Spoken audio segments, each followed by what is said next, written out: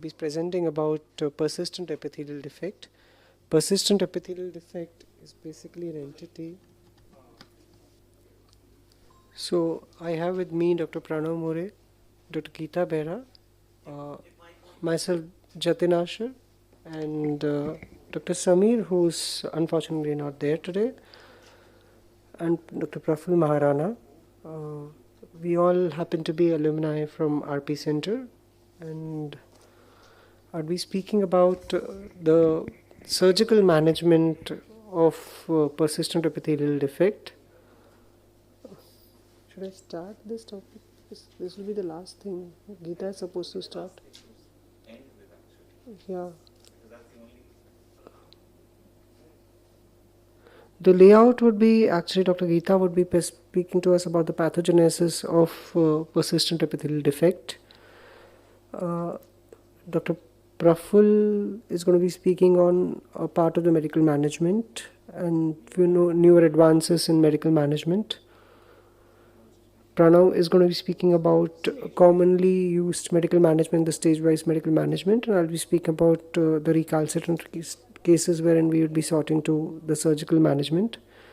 Dr. Geeta and Praful are on the way, so I would request Pranav to start with the medical management of PEDs. उधर start हो रहा है उधर Very good morning to everybody. I will be speaking on the etiology of persistent epithelial defects. So the underlying etiology can be classified as defective epithelial adhesion, limbal stem cell deficiency, idiopathic and hereditary disorders, inflammation, neurotrophic and mechanical causes.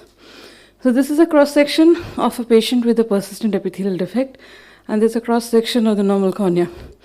So defective epithelial adhesion is primarily seen in recurrent corneal erosions, which is due to foreign body or giant papillae, which is the most common cause. And the less common cause is epithelial basement membrane dystrophies. Again, toxic keratopathies are also quite common. The other causes like Salzmann nodal degeneration, band keratopathy, bullous keratopathy, vitamin A deficiency, scarring and trauma usually result in defective epithelial adhesion due to abnormal basement membrane production. Thank you. So defective epithelial adhesion is due to a defect in the epithelial adhesion to the underlying basement membrane. It may be due to deficient or abnormal basement membrane, overproduction of matrix metalloproteinases, and disruption of the migration of epithelial cells. As you can see, these are illustrative cases where we have the defective epithelial adhesion due to foreign bodies or giant papillary conjunctivitis, or due to epithelium node, or due to epithelial basement membrane dystrophies, in which you have a deficient or abnormal basement membrane growing into the epithelium, which causes a disruption in the migration of the overlying of the epithelium outwards. Limbal stem cell deficiency. Limbal stem cells are the mother load of corneal epithelial cells. Hence, in situations like limbal stem cell deficiency, there is no way the epithelium can regenerate. Hence, they are extremely challenging to treat. The most common causes are alkali-induced chemical injury. You can also have primary limbal stem cell deficiency or trauma. Again, these are again illustrative cases of alkali-induced chemical injuries, and the result, as you can see, is conjunctivalization of the cornea. Again, inflammation can be very challenging to treat. Again, in the cases of recurrent, in the cases of the inflammatory mediators being there, like the IL-1 or TNF-alpha, which upregulate matrix metalloproteinases, there can be a difficulty in the regeneration of the basement membrane. Hence, epithelial growth and regeneration can be a challenge here. So you have a host of causes here, like keratoconjunctivitis sicca, rosacea, infectious keratitis, autoimmune diseases, Sjogren's syndrome, mucous membrane pemphigoid, Stevens-Johnson syndrome, graft versus host disease, PUKs, Morin ulcers, and rheumatoid arthritis. Among these cases, the mucous membrane pemphigoid, Stevens-Johnson syndromes, and graft versus host disease can be particularly challenging to treat. Again, as I said earlier, the mechanism is primarily overactivity of the cytokines, TNF-alpha and IL-1. production of growth factors by keratocytes, proliferation and migration of epithelial cells, and stromal remodeling.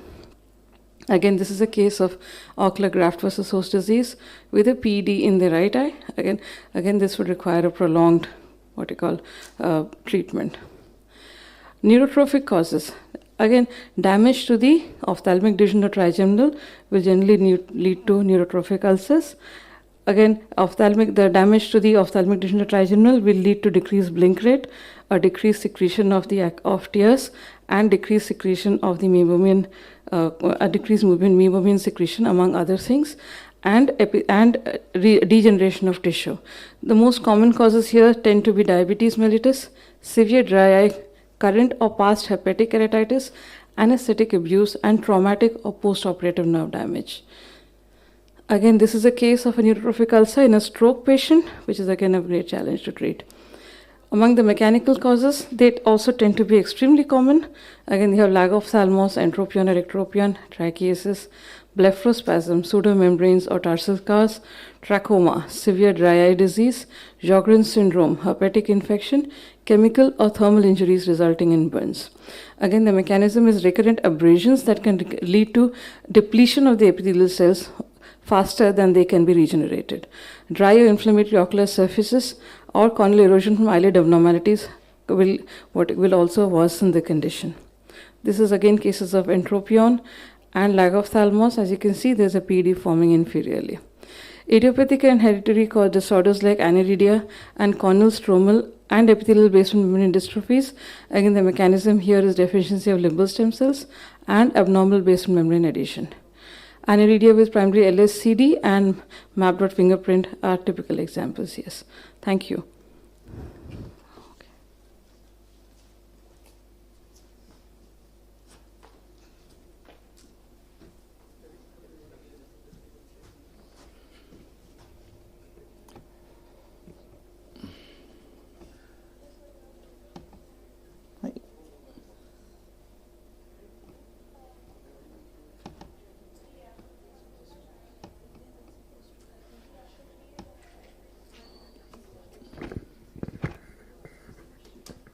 Good morning all.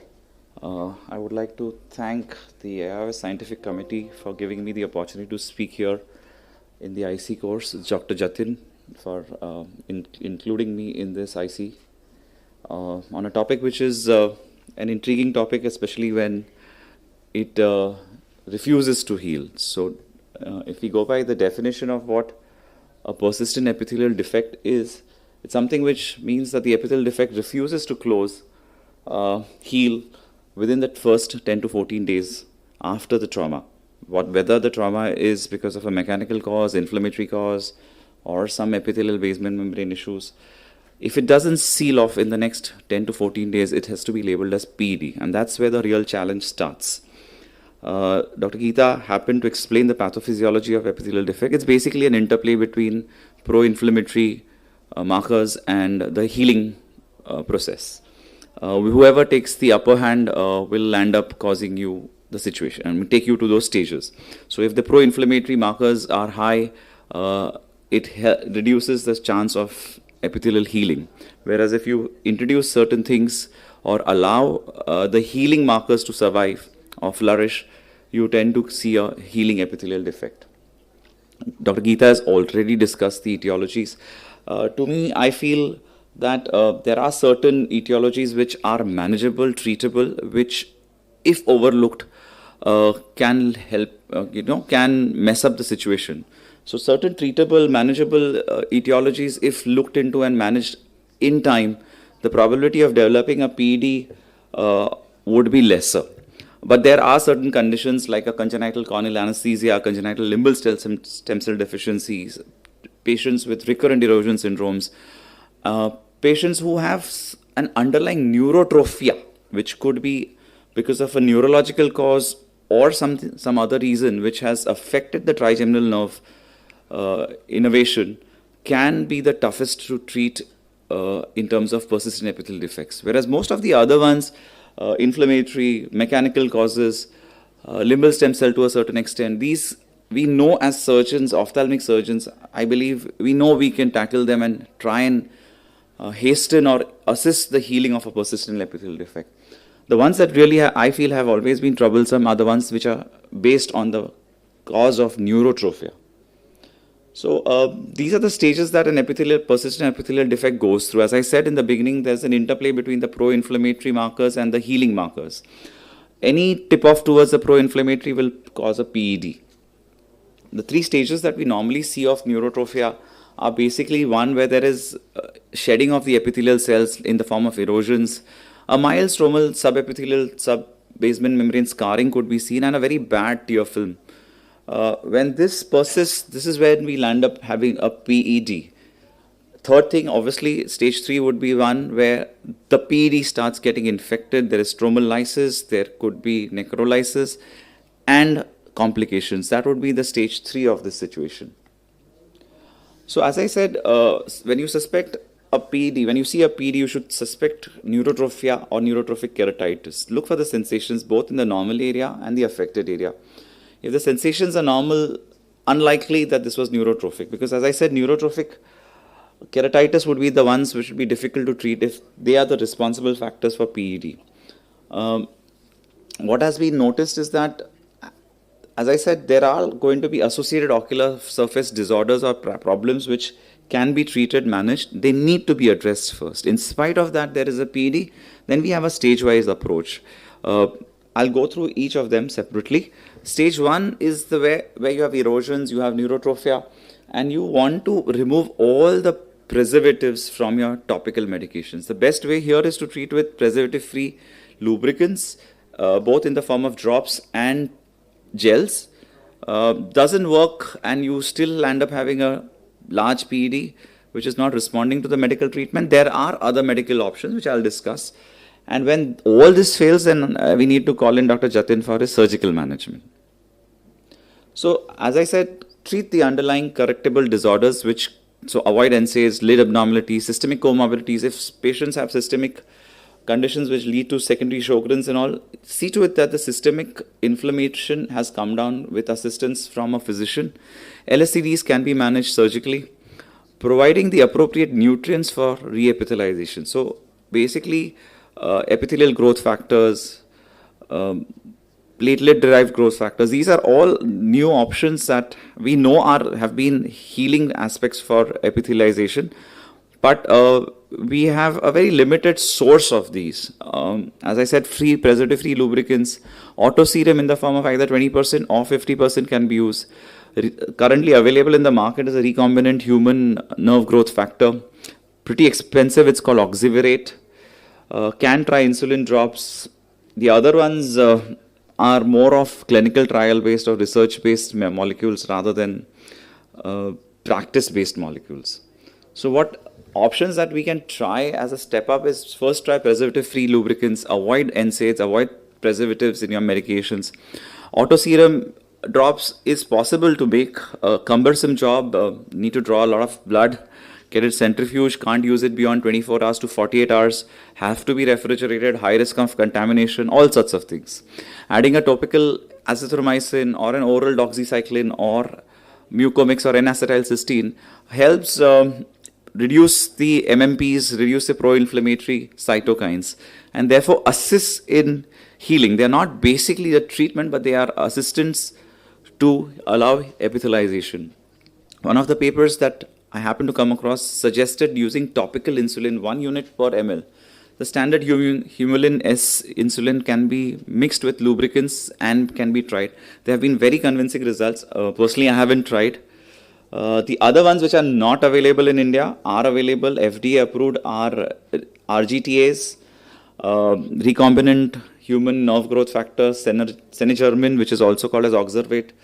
Out of bounds for Indian population, $25,000 per bottle, used to be used 4 to 6 times in a day. Pretty expensive affair. Thymosin is another molecule available in US, but predominantly used only during clinical trials, not for practice. So take-home message would be treat the treatable factors, manage the treatable factors of neurotrophia, avoid toxic topical therapies, treatments, preservative included.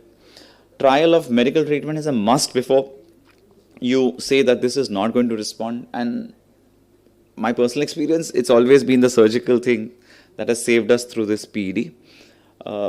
So I think Jatin would highlight the thing that we do to get out of this nasty situation. Thank you.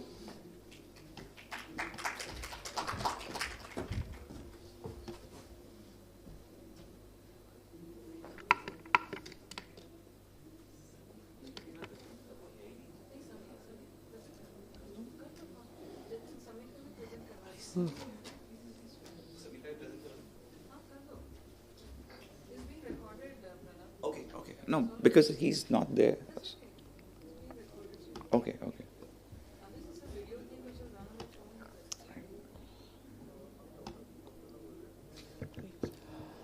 Good morning, Dr. Sabir Kaushal, our colleague, for some personal reasons could not make it to the IC, and he's requested me to speak on his behalf for the presentation. Topic is novel and newer treatments for persistent epithelial defect.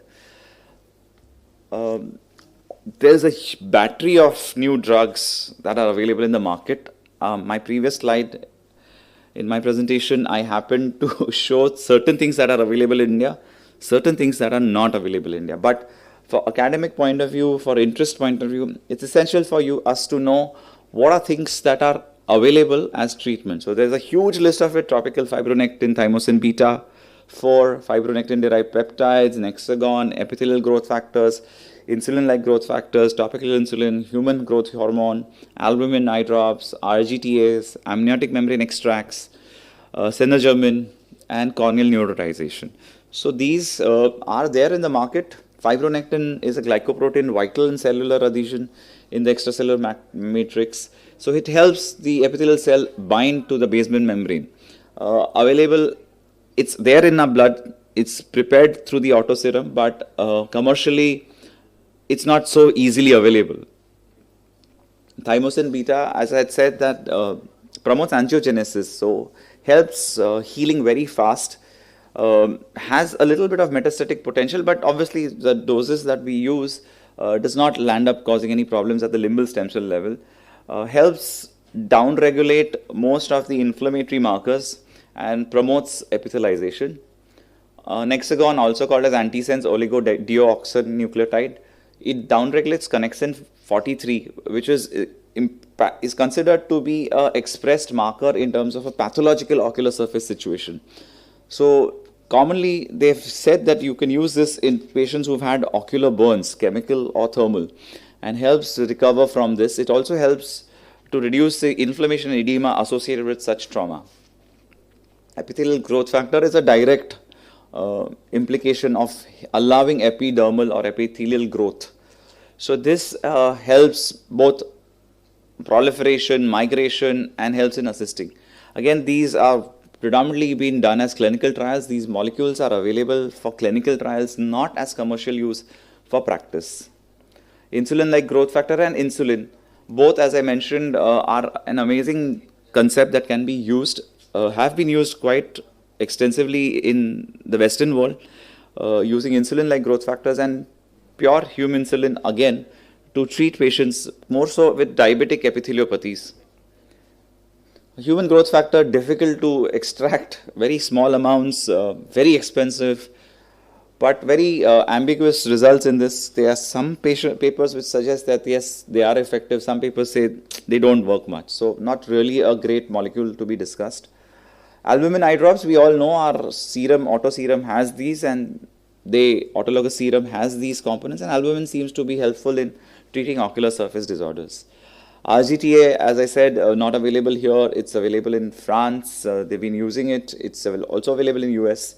It helps. It's like creating a base for the epithelium to adhere. So the heparin sulfate is getting replaced of the basement membrane with new extracellular matrix and proteins through these molecules.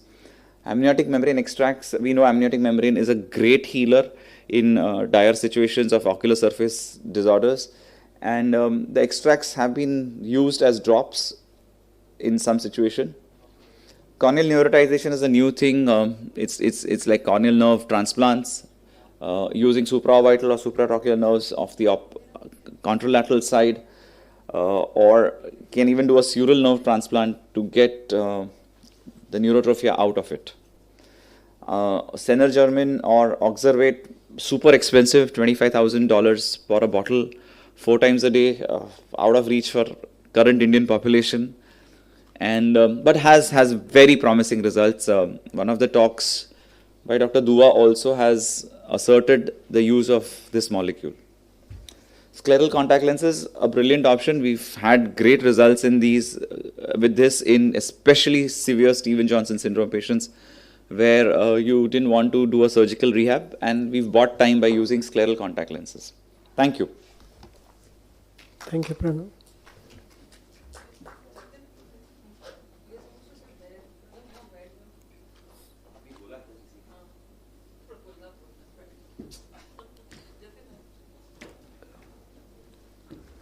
Praful can start.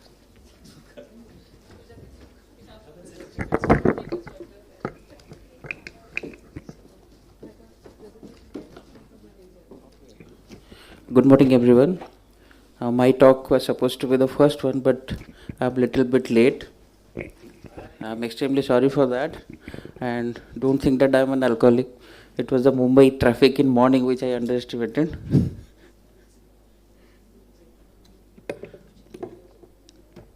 HDMI.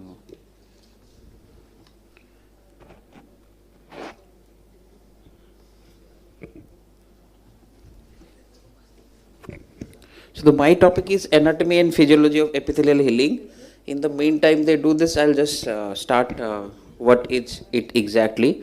This is basically understanding how all these drugs work and why there is a PED instead of a simple epithelial defect. But because most of us from our practical experience, you would know whenever there is a epithelial defect, the moment you give simple lubricant, it may heal in 24 to 48 hours. But why this doesn't heal? Okay, so my topic is anatomy and physiology of epithelial healing. I'm going to cover this in two headings. One, what is the basic anatomy of corneal epithelium? The second, how the epithelial healing occurs. So this is what a normal structure of epithelium looks like. It is basically a non-keratinized stratified squamous epithelium. It has 4 to 5 layers, and externally it is connected with your tear film with this mucin and glycocalyx complex, and innermost it is connected to your basement membrane and Bowman's layer. Okay, so superficial cells, these are 2 to 3 layers. These are flat polygonal cells. Their function is primarily because they have this microvilli and microplicae. Both this increases the surface area for metabolic exchange with the tear film, which is very important for epithelial healing. Also, the contact with tear film also increases significantly, and these are connected by tight junction laterally. That doesn't allow any fluid, fluorescein, anything to penetrate. Role of wing cell in epithelial healing is not that defined, but basal cell layer is the most important part for epithelial healing. If you see this picture, basal cell epithelial cells are nothing but transient amplifying cells derived from limbal stem cells. So after any epithelial trauma, there are 3 phases which I will be discussing. The proliferative part is essentially taken care by this basal epithelial cells. So that's why these are important, and they have that mitotic potential, although limited. Basement membrane, it's basically consists of type 4 collagen and extracellular matrix proteins like laminin, heparin, and some amount of fibronectin and fibrin. These molecules, they have a role in epithelial healing that I'll subsequently discuss in my slides. But important is if you do an electron microscopy for this basement membrane, what you'll find, it has 2 different layers. The anterior one is little bit less dense, that is known as lamina lucida. This is adhered to your basal epithelial cells by hemidesmosomes. The posterior layer, which is little bit dense, known as lamina densa, that is adhered to the Bowman's layer as well as the stroma with anchoring fibrils. These anchoring fibrils as well as this hemidesmosomes, these are absolutely essential for epithelial healing. If you see some disorders like epithelial basement membrane dystrophy, there the problem lies with these adjacent complexes, and that is an important cause of PED. So this hypothesis, you must have heard this at some point of time of your career, the classic XYZ hypothesis of Thorpe's. So X represents the cells that are proliferating from the basal epithelial cell and getting denuded. The Y represents the centripetal migration from limbus, and the Z is the total amount of cell that is desquamated. So in a normal healthy state, there is a state of equilibrium. For every 7 to 10 days, the entire sheet of epithelium is replaced once by this mechanism. But when the problem is there, which I think my earlier speaker must have taught about that, so then this process is dysregulated, and whenever there is any dysregulation of this equilibrium, then that leads to PED. So coming to physiology, little bit physiology, remember epithelial healing is an active process. It needs ATP. So for that it needs oxygen as well as glycogen. Glycogen is primarily from aqueous humor, but oxygen is the tear film is the primary source. So any patient having dry eye problems or tear film abnormalities most likely may land up in PED compared to a normal patient. Similarly, any patient who cachectic, malnourished, having chronic liver disease, these patients do have a tendency for PED. And these cells, epithelial cells, they have a lot of cytoskeleton fibrils. The most important is actin, because actin is the primarily involved for migration of epithelial cells in the initial stage of epithelial healing. So these are the three steps that occurs during epithelial healing: migration of the cells, proliferation of the cell, and adhesion to the underlying Bowman's layer and stroma. But these are not mutually exclusive. Okay, all these things they go on simultaneously and in a coordinated manner. So these are basically the schematic represent of what happens during your migration stage. The defect is covered by a single layer of epithelium. During proliferation, the basal cells proliferate and repopulate and achieve the normal thickness, and finally the adhesion forms. So cell migration occurs in two stages: latent phase, where the cell prepares itself; linear healing phase, where the cell migrates. So during latent phase, which is about 4 to 6 hours, some anatomical and some physiological changes occurs in the cell. The anatomical changes include the cells which were flat, they become little bit more circular and spherical, and they become free. They become free means all the adhesion with the adjacent epithelial cell as well as the basement membrane is lost, so that they can migrate. And the most important change is appearance of processes, fine processes, finger-like processes like filopodia, or little bit broader coral-like lamellopodia. So these are nothing but the actin filament which was earlier present at the apex that gets reoriented toward the base, and then there are some protrusion in the cell membrane, plasma membrane, and that form these processes. These processes helps in the migration of the cells. So along with this, some physiological changes do occur. Most important is accumulation of polymorphonuclear or inflammatory cells if there is a epithelial defect. In addition to that, synthesis of all these proteins, fibronectin, fibrogen, fibrin is also increased because these are helpful for cell adhesion, and intracellular synthesis, because cells is now preparing itself for proliferation, so that synthesis of proteins also increases. So linear healing phase, as I said, when this lamellopodia and filopodia they forms, they help the cells to migrate to the area of defect. This is similar to what we used to read about the amoeba and all these protozoa which migrate with a lamellopodia. So the cells migrate, but the important part here is it is an active process, as I have mentioned earlier. And the second part is the moment the defect is filled with a single sheet of cells, all these polymorphonuclear cells, they disappear. Why I have highlighted this is because I have seen sometimes when epithelial defect is not healing and there is severe inflammation, still few surgeons they hesitate to give steroid. But if you see there is a lot of inflammation along with epithelial defect, the best example is probably chemical injury, then you have to give steroid judiciously. So epithelialization, if it is a simple epithelial defect, the process that which I just described, by simple migration your epithelium covers it and that defect is covered with a single sheet of epithelium. But if the epithelial defect is large, then you need multiple sheets of epithelial cell migrating from the periphery. And those who do corneal surgery, cornea transplant, they must have come across this hold appearance or hold keratopathy, which is nothing but exaggeration of this process only. So proliferation, I'll wind up in 1 minute. Epithelial proliferation, I have already told, the basal cell, they proliferate and achieve the thickness which was there before the trauma. For this, few growth factors are important, which I think my earlier speaker was telling about amniotic membrane, amniotic extracted eye drops, all these things. As you can see, all these factors are important, and all these new investigators modalities, they attempt to provide this growth factor during healing. The last phase is epithelial adhesion, epithelial cell adhesion. This occurs in two ways. One, first, it's a transient process, which is nothing but a cytoskeletal complexes. The hemidesmosomes and anchoring fibrils with the stoma and Bowman's layer, they form within 1 to 6 weeks, depending on whether the base membrane is intact. So if all this regulated state becomes irregular, not controlled, then what happens? The inflammation persists, interleukin 1 and TNF alpha, they persist, they convert the keratocytes into myofibroblasts and secrete abnormal proteins, extracellular membrane proteins, and that leads to a PED, the management of which Dr. Jatin is going to cover. Thank you, everyone.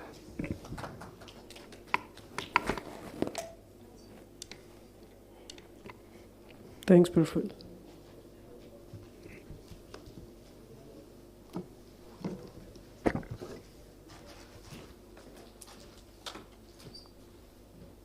So, I'll be speaking about surgical management of persistent epithelial defects.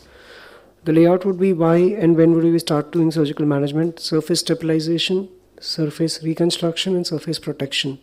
So these are the three headings under which we'll be doing the surgical management. Well, when is it that you really look at surgical management? Medical and surgical management actually go hand in hand. The goal of treatment is to enhance the effect of medical management and provide further supportive treatment to the medical management. Elimination and correction of confounding structural or functional abnormalities of the ocular surface unit is what forms the basis of doing the surgical management. After acute inflammation settles with medical management, surgical management is usually sought to. Surgical treatment aims at reversing the pathophysiological processes that cause aqueous tear deficiency, conjunctival scarring, keratinization, entropion, trichiasis, limbal stem cell deficiency, and corneal opacification. Of these, the first thing that we really sought usually to when is to conserve the tears in terms of really providing some more nutrition to the ocular surface by doing punctal occlusion. It would conserve naturally produced tears, prolong the retention time of artificial tears, decrease elevated tear osmolarity, and increase the tear volume. They can be done either temporarily by using silicone punctal plugs, or permanent occlusion can be achieved by thermal cautery, electrocauterization, laser ablation, radiosurgery, or direct surgical occlusion. It can either be done in terms of doing a punctal or a canalicular plug, and you can see that after doing a punctal plugging there can be an improvement in the ocular surface because increase in the tears that are there on the surface, in turn improving the ocular surface. So these are the various types of plugs that are available for the punctum and also for the canaliculi, and you can choose based on the requirement, or whenever you see that there is an improvement that is happening with the temporary plugging, you can permanently close the puncta by doing a cauterization.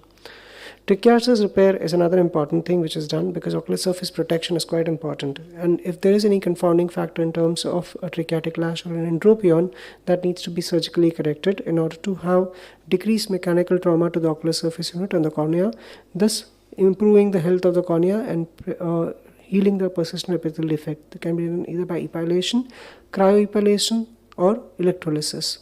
Correction of lid malposition is quite important because you need to correct the anatomical defects on the surface and again prevent the mechanical trauma that happens because of the same.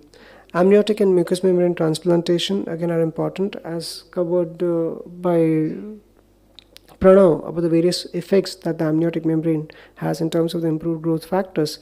They help in improving by providing growth factors that stimulate the epithelial proliferation, suppress the corneal angiogenesis, minimize fibroblast proliferation, and stromal fibrosis. It eventually leads to complete epithelialization, which occurs in 1 to 6 weeks, and within 6 weeks to 3 months, you see a wettable smooth surface. So you can either do in the form of an inlay, overlay, or a sandwich technique. This by itself would be a talk. And limbal stem cell transplantation is sought to whenever there is limbal stem cell deficiency, which restores the corneal epithelial phenotype, restores the corneal epithelial barrier function, and improves the corneal smoothness and clarity. Tarsorrhaphy is another very commonly used modality to improve the persistent epithelial defect. This is quite often ignored, and patients who have a persistent epithelial defect, one of the easiest way to help improve the persistent epithelial and healing of the epithelium. So closing the palpebral aperture decreases the area of corneal exposed to the surface and in turn helps in epithelialization. Again, just to summarize, if you're looking at the various grades of the persistent epithelial defect, this is basically in using a prototype of neurotrophic keratitis. In mild cases, you can sort to surgical correction with doing punctal occlusion, correction of the lip abnormality and debridement of the sick epithelium. In moderate cases, you can do a tarsorrhaphy, amniotic membrane transplantation, or conjunctival flaps. In severe cases, whenever there is even thinning of the cornea, you can additionally do a sinoacryl glue, a fibrin glue, and amniotic membrane transplantation. Thank you very much.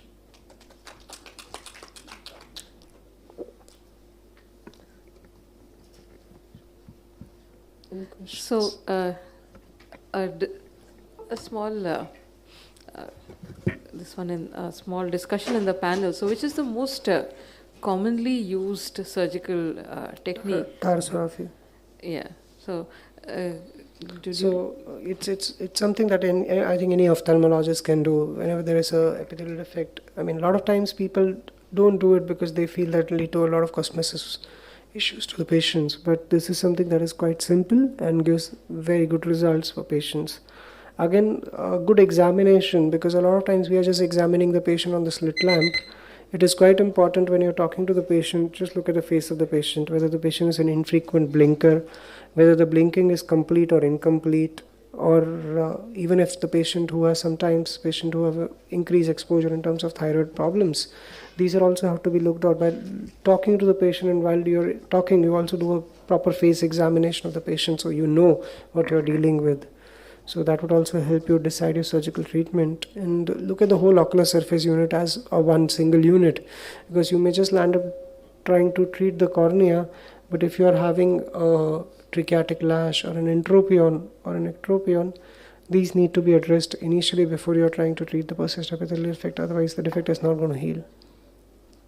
You want to add something? I won't add. What would be your the point where you'll decide, okay, now medical management is not going to work, and I'll have to do some surgery? So usually they go hand in hand. You cannot really say that these are something that would not work, and it's only now, because again you have to understand what is the pathology that you are dealing with. See, if it is a limbal stem cell deficiency, whatever medical management you are trying to look at, it is not going to work.